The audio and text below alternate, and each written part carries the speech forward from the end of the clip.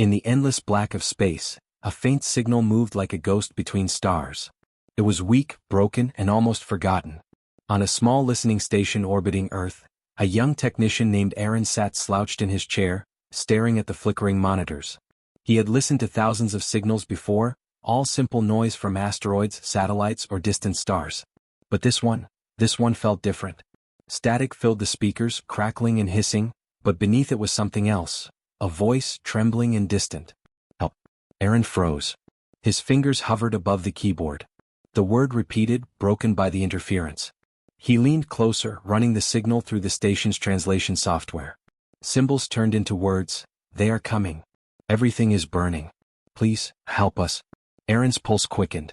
The message did not come from anywhere near known human space. It came from the far reaches of the galaxy beyond the mapped systems. He ran a quick trace, but the coordinates were scrambled and incomplete. Sir, he called to his supervisor, a grizzled officer named Commander Hale, you need to hear this. It's not human. Hale walked over, squinting at the screen. The room quickly filled with other technicians and officers. The signal replayed, again and again, each repetition carrying more weight than the last. Some whispered that it could be a trap. Others argued that no one could survive so far from home. But deep down, everyone in the room felt the same chill. Someone out there was dying. Finally, Hale's deep voice broke the silence. Trace it. Find out where it came from. We may have a problem. Aaron nodded and began working, eyes scanning lines of code as the station system struggled to interpret the alien language. For a brief moment, the monitors flickered and a rough shape appeared. A burned planet, blackened and silent, its surface scarred by fire. Then the image vanished. They are coming, Aaron whispered almost to himself. But what is coming for them? By the next hour, the strange signal had spread across every listening post on Earth. Every satellite, research station, and defense outpost picked up the alien SOS. Scientists, engineers, and officers worked through the night, decoding fragments of the transmission. One line became clear: we cannot stop them. In the Global Defense Command, alarms blared. Generals, admirals, and intelligence officers crowded the massive command hall. Holograms projected the signal's path across the galaxy. A single trail led far beyond human territory, into uncharted darkness. Could this really be happening? One young officer asked nervously. Aaron, standing near the back, nodded. The voice, it wasn't human. But it was terrified. And it was real. The room fell silent as the weight of the message settled. Some wanted to ignore it, to leave humanity out of a war it could not understand. But others argued that the Deathworlders, humans trained to survive in the harshest environments, to fight when all hope seemed lost, could not turn away from a call for help. Hale's voice rang out. We answer it. Prepare the fleet. If someone out there is fighting for their life, we will not let them fall alone. Across Earth, massive ships rose from ports, their engines roaring like thunder. Families watched from rooftops as shadows of enormous warships blotted out the stars. Humanity was waking and the galaxy would take notice. Aaron returned to his console just in time to notice something odd. Hidden in the static of the original signal was a second message. It was short, cold, and unnerving. They heard you too. His fingers froze. The enemy was already aware of them. And far, far away in the dying world of Verid Prime, the truth of this threat was clear. The planet had once been lush and green, but now it was blackened. Smoke rose from burned cities. Fires spread across continents, lighting the dark sky with an angry orange glow. Below the surface, in a hidden underground bunker, a small group of alien survivors huddled together. Their leader, Valen, stared at a broken console, eyes weary and filled with despair. They never answered before, whispered a young soldier. Maybe no one could hear us. Valen shook his head. Someone must hear us, he said softly, trying to keep hope alive. Above them, enemy drones swept across the cities. Machines cold and precise, killing everything alive. The few remaining aliens scrambled for cover as their world burned. Then, without warning, the flickering transmitter blinked. A new code appeared. Short, clear, strong. Signal received. Hold your ground. For the first time in weeks, the bunker was silent. And for the first time, hope sparked again. Minutes later, the ground trembled. Terrified aliens ran outside, expecting the worst. But what they saw stopped them in their tracks. Hundreds of massive ships descended through the clouds, engines blazing. Lights burned through the smoke, and the sound of power roared across the planet. The Deathworlders had arrived. From the bridge of one of the ships, Aaron watched as the sensors picked up a strange shadow following them through hyperspace. Something larger. Something dark. The war had only just begun. The sky over Verid Prime burned with fire. Massive warships descended from orbit like falling stars, their engines roaring like thunder. Below, the surviving aliens froze in awe. For decades they had believed no one would come. And now Earth's warriors, the Deathworlders, had arrived. Inside the flagship Vanguard, General Rhea stood at the command bridge, her eyes fixed on the holographic map. Red markers dotted the planet below, enemy drones swarming like black locusts across the burning cities. Every sensor screamed danger. "Hold formation," Rhea commanded. "We strike first, we strike hard. No hesitation." Her officers nodded, their faces tense. The fleet responded with precision, splitting into tactical groups. The human ships moved like lightning across the darkened skies, weaving through enemy fire with agility and coordination that stunned even the alien survivors watching from below. Aaron's hands flew over the console. "General, the swarm is adapting. Every weapon we use, they learn within seconds." Rhea's gaze did not waver. "Then we adapt faster. Deathworlders never fight the same way twice. Change our firing pattern, alternate between plasma and kinetic pulses. Lead the drones into the canyon paths. Draw them apart." The plan unfolded like clockwork. Smaller human fighters danced through clouds of laser fire, slicing through drone formations with surgical precision. Explosions lit the sky, painting it with orange and blue streaks. The aliens on the ground watched in silent disbelief. "They fight like nothing I have ever seen," whispered Valen, the alien leader. His eyes followed the sleek ships darting through the sky, leaving trails of light in their wake. "They are unstoppable." The drones retaliated, forming a massive wall of black metal. They moved with terrifying speed, coordinating attacks like a single mind. One of the alien soldiers trembled. "They're endless. We cannot hold them." "Hold your ground," Valen said firmly. "Someone is fighting for us." Inside the Vanguard, alarms screamed. Aaron turned to Rhea, pale. "General, sensors just picked up something. Something enormous, moving fast from deep space." Rhea leaned over the hologram. The shape on the screen was terrifying, immense, almost like a floating city, black and unyielding. "That's no ship," she muttered. "That's a carrier. Thousands of drones inside it. It's endless." The bridge erupted into chaos. Red warnings flashed. The carrier unleashed a swarm of drones, blackening the skies of Verid Prime. Every human ship was engaged. Every fighter dodged, fired, and survived by sheer skill and instinct. Aaron's fingers trembled. "If we don't act fast, the fleet won't survive." Rhea's voice was calm, sharp, and commanding.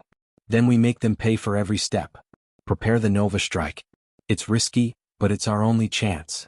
The Nova Strike was humanity's most powerful weapon, capable of tearing apart a fleet with a single blast.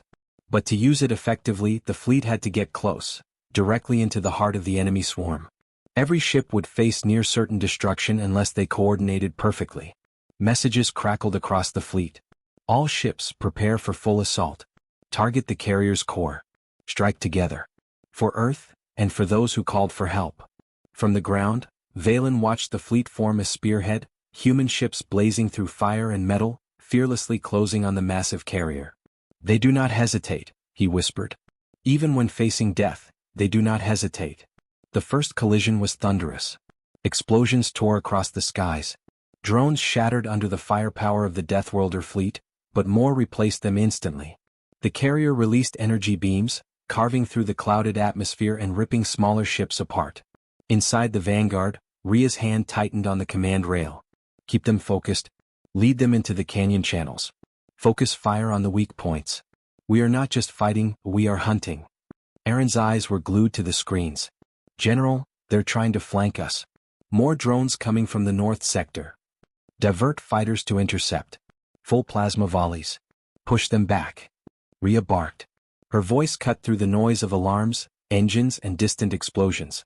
Every order was precise, every move calculated. The fleet danced through chaos, humans and drones in deadly harmony, fire and metal colliding above the alien cities. But then another signal appeared on Aaron's monitor. Short, urgent, and alien. "Do not trust their formation. The carrier hides a weapon. It will destroy everything." Rhea's eyes narrowed. "Weapon or trap, we deal with it together. Hold formation." Valen's soldiers scrambled to the bunkers. What is happening? One asked. Valen pointed to the sky, where human ships glimmered like stars of vengeance. They are not just fighting, they are showing what humans can do. They will not run. They will not die. They will destroy everything in their way to protect the innocent. The swarm shifted, sensing the humans' coordination. But humanity was faster, smarter, and braver. The first wave of drone attacks shattered under their relentless assault. And far above, Aaron and Rhea prepared the next step. The Nova Strike, the weapon that would turn the tide of the battle and show the galaxy the full measure of humanity's power. The war had truly begun. And nothing in the galaxy would ever underestimate humans again. The sky above Verid Prime was chaos. Black drones swarmed like a living shadow, and the massive carrier loomed overhead, a fortress of death. The Deathworlder fleet held its formation, engines blazing, weapons primed, and hearts steady. Inside the flagship Vanguard, General Rhea surveyed the battlefield. Every ship, every fighter, every move had been calculated. Humanity was about to unleash its deadliest weapon, the Nova Strike, but to do so meant going directly into the heart of the enemy swarm. Aaron's hands flew across the controls, monitoring energy levels, trajectories, and the carrier's weak points. His voice was tense. General, the swarm is tightening. If we move in now, we'll lose half the fleet before the Nova Strike reaches the core. Rhea's eyes were cold and determined. Then we make the loss count. Every ship must fire in sequence. Hold formation, hold fire, and focus on the target. This ends now. Across the skies, smaller fighters weaved between beams of energy, dodging and striking with surgical precision. Explosions lit the clouds like firestorms. On the ground, Valen and the surviving aliens watched in disbelief. Humans fought with a combination of skill, speed, and fearlessness unlike anything they had ever seen. They do not fear death, Valen whispered. They move like the universe owes them nothing, yet everything belongs to them. Back in the Vanguard, Aaron's console beeped urgently. Nova Strike ready. Alignment perfect. Distance, optimal. Target locked. Rhea nodded. Fire on my mark. All units synchronize. For Earth, and for those who called for help. The fleet surged forward, ships cutting through the black swarm like knives. The carrier unleashed energy blasts, tearing through smaller fighters, but the humans pressed on, relentless. Laser fire and plasma pulses clashed with the swarm, creating a storm of sparks and light. Mark! Rhea shouted. Aaron's hands trembled, then pressed the final command. A massive beam of pure energy shot from the Vanguard, arcing through the sky and striking the carrier's core. The light was blinding, white-hot and brilliant, washing over the battlefield. For a heartbeat there was silence. Then came the explosion. The carrier shattered from within, a wave of fire and debris cascading across the skies. Drones fell like raindrops, their swarm collapsing into chaos. Human ships dodged the falling wreckage, engines roaring, weapons still active. The skies lit up with the victory of precision, courage, and determination. On the ground, Valen and his soldiers fell to their knees, tears streaming down their faces. They did it, Valen whispered. They saved us. All of us. Rhea's fleet hovered above the remnants of the carrier, battered but victorious. The Nova Strike had destroyed the heart of the enemy, and the remaining drones scattered, leaderless and disorganized. Inside the Vanguard, Aaron exhaled slowly, relief washing over him. General, it worked. We did it. Rhea's eyes scanned the battlefield, now calm compared to the chaos before. No signal is ever lost, she said softly, almost to herself. No call for help is ever ignored. Valen stepped forward, awe in his eyes. Humans, I underestimated you. I thought your kind was small, weak, insignificant. But you are something else entirely. You fight not just with weapons but with your minds, your courage, your heart. Rhea's voice was firm but kind. We fight for those who cannot fight for themselves. That is who we are. That is what humanity has always been. Across Verid Prime, alien survivors began emerging from bunkers, staring at the burning sky now filled with light. For the first time in decades, hope returned. Children laughed, soldiers wept, and survivors looked at the humans in awe. They had come expecting strangers. Instead they found saviors. Aaron looked out at the horizon. General, will they attack again? Another fleet? Rhea shook her head. Perhaps. But if they do, humanity will be ready. Every challenge, every impossible fight, we adapt, we survive, we overcome. That is our nature. That is the truth the galaxy will now learn. Valen stepped closer. I thought my people were alone. That the universe had forgotten us. But you have changed everything. Humans, you are not just survivors. You are apex. Rhea nodded, looking at Aaron and then at the fleet. And we will keep proving it. Not for glory, not for power, but because it is the right thing to do. The galaxy will remember that humans never stand down. We never leave those in need. And we never ever give up. Above, the stars shone brighter. The remnants of the destroyed carrier burned away into nothing, leaving a silent testament to human ingenuity, bravery, and strength. On the surface of Verid Prime, aliens whispered to each other in wonder. They came for us, one young survivor said, staring skyward. They came, and they changed everything. And far across the galaxy, sensors picked up new signals, the first real acknowledgement of humans as a power unlike any other. Signals of hope, gratitude, and fear. The Deathworlders had shown the galaxy what humanity was capable of. And the universe would never forget. Verid Prime was quiet now, but the echoes of war still lingered. Smoke rose from the scorched cities, and the alien survivors walked among the ruins, staring at the humans with awe and gratitude. Yet, for General Rhea and the Deathworlder fleet, the battle was over, but the war was just beginning. Back in orbit, the Vanguard hovered above the planet. Holograms projected the wider galaxy, star systems, fleets, and the silent expanse beyond. Messages poured in from distant alien civilizations. Some were calls for alliance, others were cautious greetings, but almost all carried one sentiment. Humans had arrived, and they were not to be underestimated. Aaron studied the streams of data, translating countless languages. General, the responses are varied. Some call us heroes, some call us monsters. Some ask why we didn't just destroy the entire carrier fleet before descending. Rhea's eyes narrowed. We don't fight for fear. We fight for life. For those in need. But the galaxy will have to decide how it sees humanity. And we must decide how we will act in it. A message arrived from a distant council. The Lyran Assembly, a coalition of advanced civilizations. The holographic screen lit up with images of tall, crystalline beings, their bodies glowing with inner light. Their leader, High Consul Kale, spoke directly. Humans, Kale's voice echoed, melodic yet firm. Your actions on Verid Prime have drawn attention. Some of our worlds fear your power. Others hope it can be an ally. We request a council to discuss your intentions and the role of Earth in the galactic order. Valen stepped forward, still staring at Rhea. They want to talk to you? They do not know your true nature yet. Rhea's expression was calm. Then it is our task to show them. Humans are not just weapons. We are thinkers, diplomats, and strategists. We will decide the terms, not react to fear. The fleet adjusted course, moving toward the neutral system where the council had requested the meeting. Along the way, Rhea briefed her officers. We will negotiate, yes, but never compromise our values. Every decision will be calculated, every word measured. Humanity will not be underestimated again. As they entered the council chambers, the scale of galactic politics became clear. Hundreds of alien representatives floated in suspended platforms, shapes and colors that defied human imagination.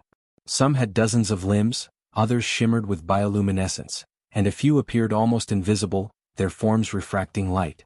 High Consul Kale addressed the assembly. Humans, you have acted decisively. Some see you as a force for stability, others fear your capabilities. We seek clarity. What is Earth's role in the galaxy? Rhea stepped forward, her voice firm and clear. Earth has always been underestimated. Today you have seen what we can do when lives are at stake. We do not conquer. We do not oppress. We protect. And when the galaxy calls for help, we answer. A murmur ran through the chamber. Some aliens whispered, some shifted uneasily. Clearly they had expected diplomacy, not the declaration of humans' apex capabilities and moral code. One alien diplomat, a towering creature of metal and energy, spoke next. Your fleet is unmatched. Yet you claim to act in defense. How can we trust your power will not become a threat? Rhea's gaze was unwavering. Trust is earned through actions, not words. Observe us. Judge us by what we do, not what you fear. We have no desire to dominate. But we will destroy any threat that endangers life, whether human or alien. That is our promise. Aaron added quietly, translating for several smaller delegations. They are direct, honest, terrifyingly capable, yet bound by principle. The council is not used to this combination. The discussion continued for hours, but slowly attitudes shifted. Some civilizations began offering alliances. Others requested joint patrols against rogue fleets. The council could not ignore that humans had changed the balance of power. Outside the chambers, Valen turned to Rhea. Your people, you have not only saved mine but you have declared yourself on the galactic stage. Others will either ally with you or fear you. Either way, the universe will take notice. Rhea nodded. Yes, but notice is not enough. We must prepare. The galaxy is vast and danger is constant. Today we fought drones. Tomorrow, it could be something far worse. Humans adapt, survive, and strike with precision. That is our edge. That is how we ensure no call for help is ever ignored again. Aaron studied the holograms, now filled with the Council's reports, charts, and fleet movements. General, some signals indicate remnants of the carrier's fleet are regrouping. Others suggest distant civilizations are mobilizing. This peace may not last long. Rhea smiled faintly. Then we act now, not later. We establish alliances, strengthen defenses, and show the galaxy that humanity is not to be underestimated. The Deathworlders are more than soldiers. We are strategists, thinkers, and guardians. And anyone who doubts that will learn the hard way. Valen watched the humans carefully, a mixture of awe and respect in his eyes. I underestimated your kind once. Never again. The galaxy will remember what humans did here, and that they are unlike anything it has ever seen. As the vanguard prepared to leave the council chambers, Aaron glanced at the stars. General, the galaxy is changing. And we are at the center of it. Rhea's eyes gleamed. Then let them watch. Let them learn. Humanity has arrived and the universe will never forget it. And so, the Deathworlders began to carve their place in the galaxy, not through conquest but through unmatched skill, unshakable courage, and a promise to answer every call for help, no matter how impossible. Even as the Council celebrated the humans' victory on Verid Prime, the galaxy itself trembled. Far beyond the mapped systems, in the void between stars, an ominous presence stirred. The remnants of the carrier fleet were regrouping, but something far larger had awakened. Massive ships, unlike any humans or aliens had ever seen, drifted through deep space. Their hulls were black as void, absorbing light, and their engines emitted no sound, yet they moved with deliberate speed. On the vanguard, Aaron monitored the deep space sensors, frowning. General, something is coming. Far bigger than the carriers. Sensors are picking up movement across multiple systems. It's enormous. Rhea's eyes narrowed. Show me. The hologram flickered, revealing colossal shapes, dwarfing even the vanguard. Thousands of kilometers long, the fleet moved with perfect coordination, almost like a single organism. They are not just ships, Aaron whispered.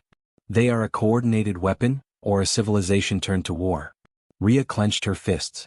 Then we prepare. Alert all allied fleets. Humanity will not wait to be crushed. We will meet them on our terms. The Deathworlder fleet mobilized, joined by the newly allied civilizations from the Council. Alien ships of all shapes and sizes formed a massive line across the void, waiting, watching. Yet, every commander knew humanity would lead the battle, and their confidence rested not just on firepower, but on tactical genius and adaptability. Valen, now a trusted advisor, stood beside Rhea on the bridge of the vanguard. These ships. I've never seen anything like it. Your people will face annihilation if you underestimate them. Rhea's eyes were cold and resolute. We do not underestimate anything. That is why we survive. We will fight smart. We will fight together. And we will win. The first encounter came sooner than expected. A massive strike group of the unknown fleet emerged from hyperspace, cutting across allied systems like shadows of death. Sensors blared. Thousands of drones, fighters, and capital ships moved with perfect synchronization, encircling the human-led fleet. Aaron's voice was tense. They're surrounding us. They've studied our movements, anticipating every tactic. Rhea's expression remained calm. Then we give them something they cannot predict. She gestured at the holographic map. Divide into 3 squads. Use the decoy pattern we practiced. Led their main strike into the asteroid belts near Talon's Rift. They'll have no cover, no room to maneuver. The fleet executed flawlessly. Human ships darted like predators, alien allies following their lead. Drones followed blindly, smashing into asteroid fields where explosions scattered them into fragments. Smaller fighters slipped through gaps, targeting the enemy's engines with deadly precision. On the bridge, Aaron's fingers flew over the controls. General, they're adapting faster than we anticipated. The swarm is learning our decoys. Rhea's eyes narrowed. Then we escalate. Activate the Phantom Strike pattern. Shift our formation dynamically, No sequence, no rhythm. Deathworlders never fight the same way twice. Hit their core with concentrated fire once they're exposed. Timing? Everything depends on timing. The fleet obeyed. Human ships moved unpredictably, weaving through fire and debris. Aliens watched in awe as the Deathworlders struck, disappearing and reappearing, like shadows that could not be caught. Enemy capital ships were hit simultaneously in multiple weak points, shattering into massive explosions that lit the void. Valen's voice trembled. They fight like gods. Not reckless, not blind. Perfect coordination, precise strikes, and yet, fearless. How is this possible? Rhea's calm voice cut through the tension. It's not luck. It's humanity. Adaptability, strategy, courage, and heart. That combination cannot be stopped by numbers alone. The battle raged for hours, light and fire stretching across the void like a cosmic storm. Yet humanity and their allies held the line, turning the overwhelming odds into a tactical advantage. Finally, the enemy leadership revealed itself, a gargantuan dreadnought, dark and hulking, bristling with weapons. It moved toward the Allied fleet, intent on destruction. Aaron swallowed hard. General, that ship alone could destroy us all. Rhea's gaze was steel. Then we make it pay. Full strike pattern. Nova Strike 2.0. This ends now. The fleet surged forward, human ships coordinating flawlessly, alien allies supporting, every weapon synchronized. The dreadnought's shields faltered under concentrated fire. Nova Strike 2.0 hit the core, a pulse of white energy that tore through the enemy like lightning through steel. The dreadnought exploded in a blinding storm of light. The remaining fleet scattered, leaderless and broken. The galaxy watched in disbelief. Humans had defeated a force far larger, far stronger, with sheer brilliance, courage, and precision. Valen fell to his knees, overwhelmed. Your people, they are not just warriors. They are apex. The galaxy will never be the same. Rhea looked out into the stars, her voice soft but firm. We fight because we must. We win because we refuse to fail. And the galaxy will know that humans are not to be underestimated. Not now. Not ever. Even as the dust of battle settled, sensors picked up new signals, unknown fleets, distant threats, and echoes of civilizations waiting. Humanity had won today, but the universe was vast. And humanity would rise to meet every challenge as they always had, relentless, brilliant, unstoppable. The galaxy had changed. News of humanity's victories on Verid Prime, and then against the massive dreadnought fleet, spread like wildfire. Every civilization, from the smallest settlements to the oldest empires, had seen the reports. Humans were not only capable of survival, they were unstoppable, brilliant, and fearless. On the vanguard, General Rhea stood at the bridge, watching as Allied fleets formed around human ships in orbit above Verid Prime. The planet was no longer a battlefield, it was a symbol of hope. Smoke still curled from some cities, but alien survivors moved freely now, tending to the wounded, rebuilding, and witnessing the humans' extraordinary courage firsthand. Aaron worked at his console, monitoring incoming transmissions. General, we're receiving hundreds of requests. Systems asking for defense, strategic alliances, even training. They want humanity leading or advising. Some are terrified of us. Others, they worship the idea of us. Rhea nodded. Then we give them a clear message. We are here to protect, to strategize, and to answer every call for help. But we do not conquer. We do not dominate. That is the difference between humans and what they fear most in the galaxy. Valen approached, older and humbled by the events he had witnessed. I thought I knew what strength meant. I thought survival was enough. But your people, your kind has shown that intelligence, adaptability, and courage together create a force beyond comprehension. You are apex. Rhea's gaze softened slightly. We are humans, and that is enough. But apex does not mean invincible. It means we adapt, we learn, we endure. And we act when others cannot or will not. Across the galaxy, fleets began to rally. Humans were no longer just soldiers. They were teachers, diplomats, strategists. They trained alien civilizations in fleet coordination, rapid adaptation, and tactics that combined instinct with precision. Every system they aided became stronger, yet the humans never sought control, only cooperation. The Council, once hesitant and fearful, now formally recognized Earth as a stabilizing force in the galaxy. High Consul Kale addressed the assembly, his crystalline form shimmering with newfound respect. Humans of Earth, you have not only saved lives but you have reshaped the balance of power. You are unique in both ability and principle. We welcome you as equals, as guardians, and as strategists for a galaxy in peril. Even Valen's people, once isolated and doomed, flourished. Cities rebuilt, technology advanced, and their planet, scarred by fire, began to heal. Humans stayed only as long as needed, teaching, guiding, and fighting alongside allies when necessary. Yet the galaxy was vast. Sensors continued to pick up distant signals of unknown fleets, of civilizations stirring in shadow. Humanity's role was far from over. Rhea turned to Aaron, her expression both proud and contemplative. Do you see, Aaron? Humanity has always been underestimated.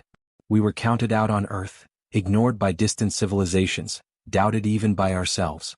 But look at what we've done. Look at how the galaxy sees us now. Aaron smiled faintly. They will never underestimate us again. Not after this. Not ever. Correct, Rhea said. But remember, strength alone is not enough. Courage, intelligence, and adaptability, those are what make us apex. And the moment we stop thinking, stop learning, is the moment we become vulnerable. The galaxy may know our power, but it is our choices that define our legacy. Valen joined them, looking toward the stars. Your people fight not for glory, not for dominance, but because it is right.